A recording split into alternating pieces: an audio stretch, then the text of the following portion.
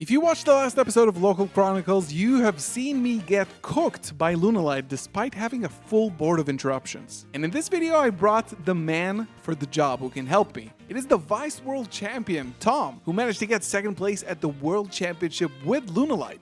So who better than him to help me understand how to beat one of the strongest decks in the next format? Check it out. How's it going, YouTube? Welcome back to the channel with another video, and today I have a very, very special guest appearance here. We have Tom, Worlds finalist, multiple finals, nationals, YCSs, a lot of really cool accolades. So Tom, thank you so much for joining me. And if for some reason people here at home haven't seen Worlds, or any other big tournament, can you tell us a little bit about yourself? And also kind of rude of you just calling me finalist, like... You wanted Vice World Champion?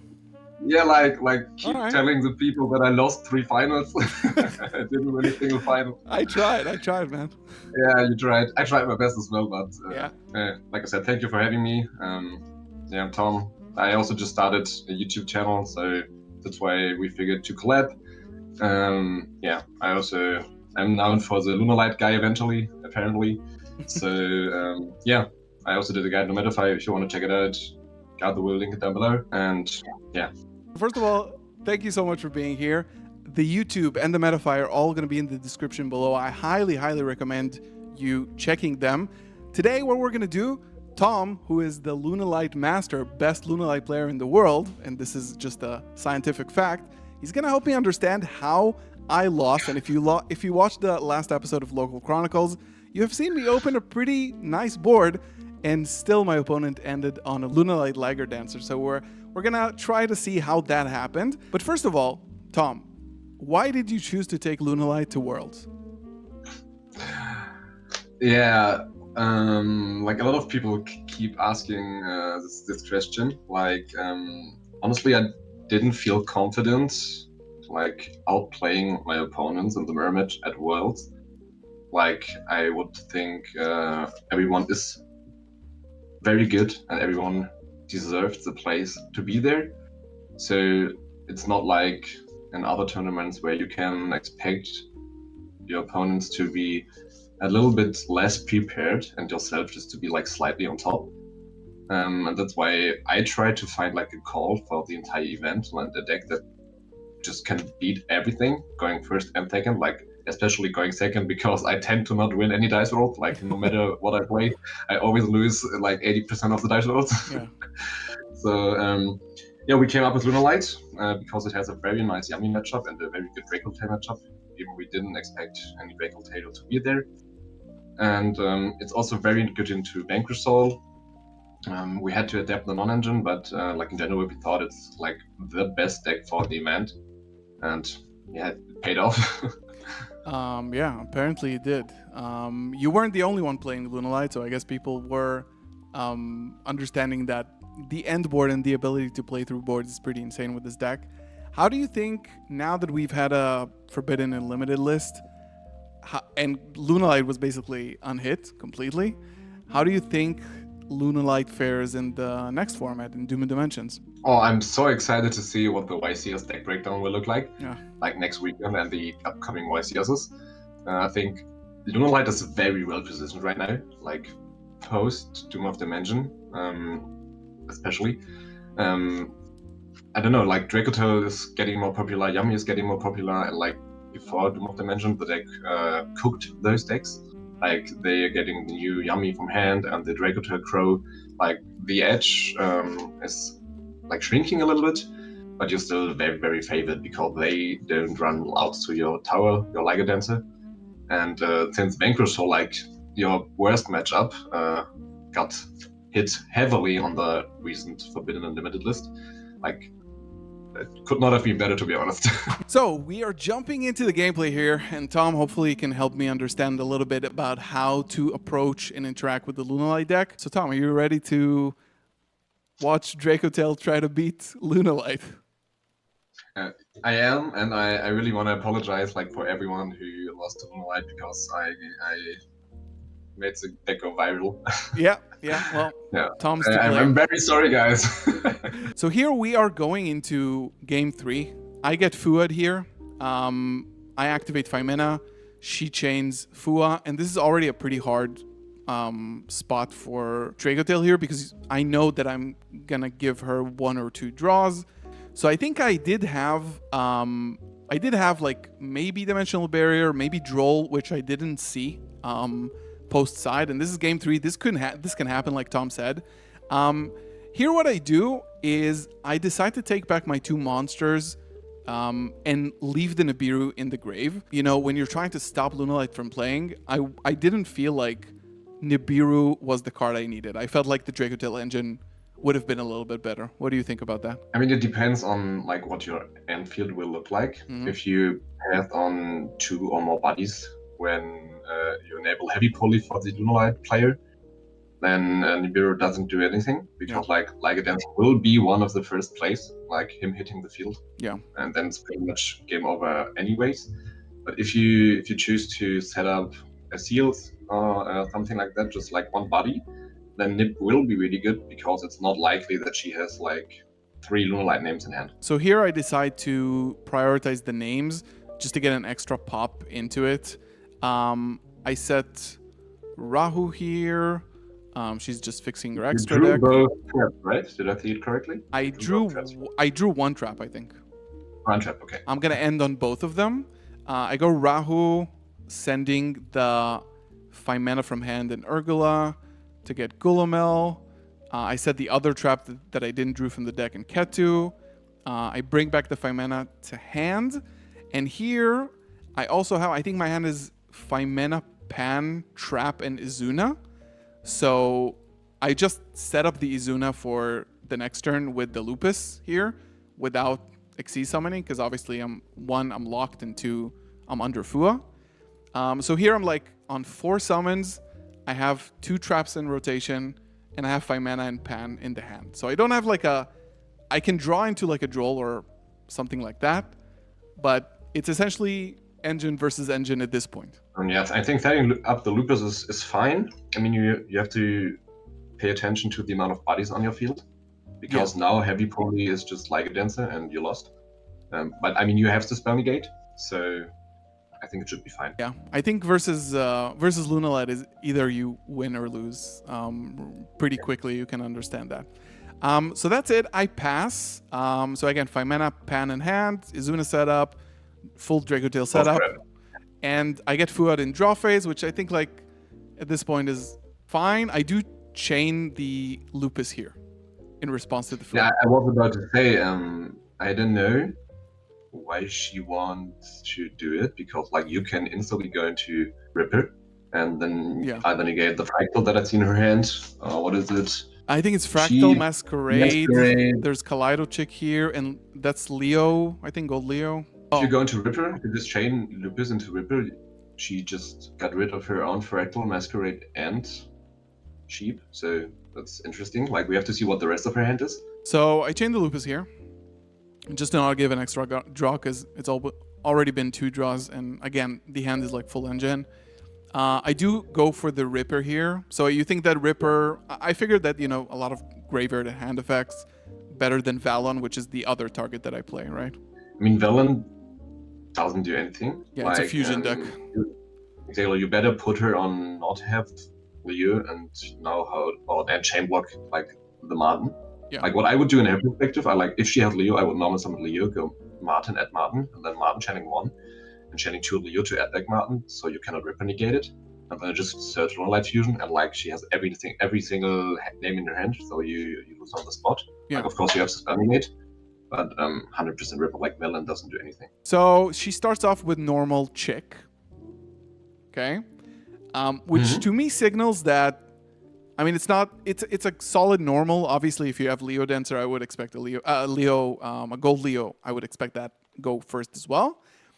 But to me, it kind of put me in headset of like, I think this is gonna be my only horn target to bounce. I'm not sure that I'm gonna have another one. Yeah, and it's a very good one. Like getting rid of Chick, especially like if she normals it, it's a very big deal. Yeah, because it seems kind of bad. Yeah, exactly. Like if she normals Chick, hand is weak. Maybe she just wants to set up Hound or a Fusion, Yeah. to be able to get the spell trap negate later on. But I agree. I think you would bounce here. Okay, so I think this is what I do. I go horn target, and she has bell. She belts it. So That's interesting. my question here is that, again, following what you said, Kaleido Chick is a pretty bad normal. The bounce is pretty obvious to do, but protecting it with bell signals to me that Ripper might actually go a little bit hard here. Because if you already wasted a card in hand, then would you Ripper the bell? I kind of disagree, to be honest. It seems to be bad, but why would she normal summon Chick? Because normalling Chick by herself doesn't accomplish anything. She can send Martin, but Martin doesn't do anything. She can send any name, but it doesn't do anything. It tells me that she wants to set up a spell trap negate, like I mentioned earlier, and has a play in hand to get the Haunting Grave. So she would have probably sent a fusion from extra deck and then have the way to send Hound to be able to negate your flame. So I think there either is a way to send Hound, or she has fully hard draw or whatever. So I think I would not have belled it. I would not have Ripper negated it. I don't know if you do Ripper negate it, but I think I would not have. Okay, so I think about it, and I do end up negating it with Ripper. I do Ripper negate here because obviously the plays that you mentioned didn't even cross my mind because I don't know the deck that well. Yeah, exactly. I couldn't have known what are the potential extenders. You could theoretically, and also the draw of the horn is pretty good, but this Chick and Bell basically took up 2 interruptions here. So now Bell is negated. I'm gonna draw. Interesting. I think I drew Ash. Damn. And I lost. Okay, I think I drew Ash. I swear to God. Putting you in the position you are right now, when she belled it, you could also just have used Hymena to do another Athalion, Rebrack Nip, and pops the Chick. So your Ripper negate is still live for Silverhound or Martin.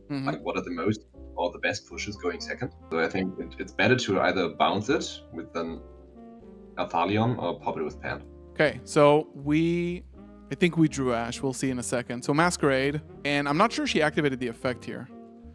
Or she did. So this is the Martin. I thought about it later in the game that maybe I should have flamed this, but I kept in my mind that I wanted to flame the fusion, any card that actually fusion summons, right? And not this card that just is an extender. No, I'm fine. I would not have flamed him. I'm pretty certain, because especially if you draw Ash, you can Ash Lunalight fusion. So Martin is just level 4 body at this point, and she will add Lunalight exactly. And I would Ash it. I would not flame it if you have Ash. Oh wait, you can Ash this card? Yeah, it can send from the main deck. Okay. So, as you can see, that's what I mean. Lunalight has so many niche interactions that nobody knows. And especially if the card is in French, then Oh, maybe that was intentional. maybe we won't know. So I guess this will take up the flame here. We'll see in a second. Probably, yeah. So this is gone. We have Goldio in hand. We have Fractal in hand, which I think Fractal is a good extender in this scenario. Now I'm thinking if I want to Gulamel, I don't Gulamel here. And there is Fractal, Chick, and we'll see in a second. Emerald? Oh, I think she has Sheep and Bird, maybe? Silverhound in hand. I think there is no Leo, but I think she has Black Sheep. So Black Sheep. Oh. Yeah, there's Black Sheep. Yeah, she has Black Sheep, Emerald Bird, and Kaleido Chick. Or she cooks you. And you do Valor, no? I think it was Valor. Oh. Yeah, I think it was Valor. Okay, then Flame 100% is correct. So this is Hound. Sending Hound with the Fractal. At this point, you're pretty much... Oh, yeah, Valor. True. Yeah. I mean, to be honest, you got very unlucky. She will use Sheep next. Let's skip forward a little bit. And then it will get her to a poly. Yeah. Yeah, and then you lost. Yeah. And then you just lost on the spot because of Masquerade. Yeah, you just lost. Yeah. You chain Femina to... So at this point, I don't know what she has in hand, but she could still banish from grave, right? No, she can't. You know Chicken Head, right? I know only Chick, yeah. So I'm betting on She has 2,000 and you what you did is 100% correct. Like you put her on having On another have name. another name, yeah.